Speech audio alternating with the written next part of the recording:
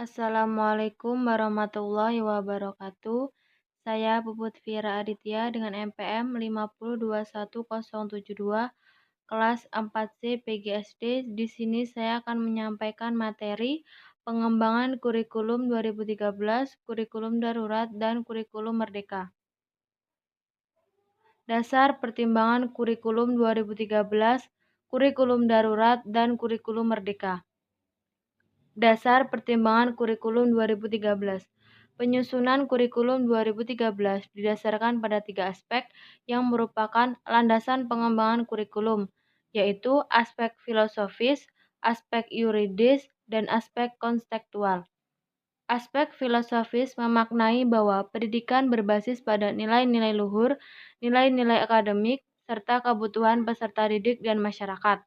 Aspek yuridis berkaitan dengan hukum-hukum yang disahkan oleh pemerintah dan penyelidikan tentang sesuatu secara hukum.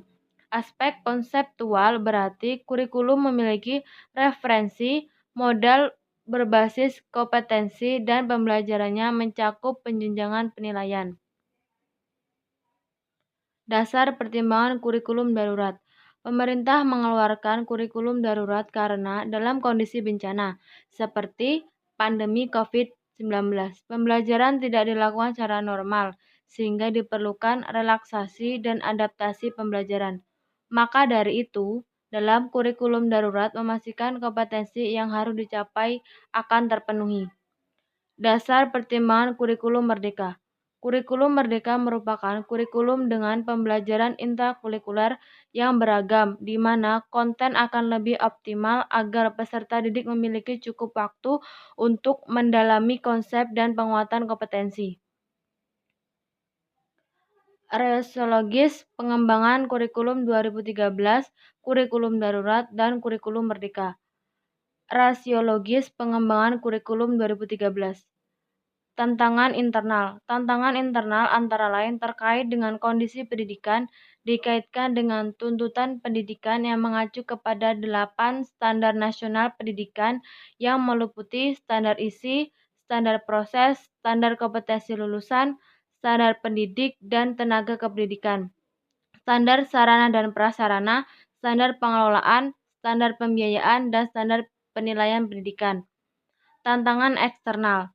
Tantangan eksternal antara lain terkait dengan arus global dan berbagai isu yang terkait dengan masalah lingkungan hidup, kemajuan teknologi dan informasi, kebangkitan industri, kreatif dan budaya, dan perkembangan pendidikan di tingkat internasional.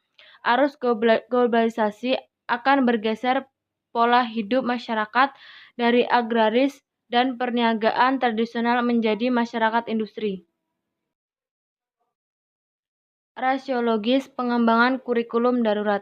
Beberapa ketentuan yang harus diperhatikan oleh satuan pendidikan dalam pengembangan kurikulum darurat, melakukan modifikasi dan inovasi KTSP sesuai kondisi dalam struktur kurikulum, beban belajar, strategi pembelajaran, penilaian hasil belajar.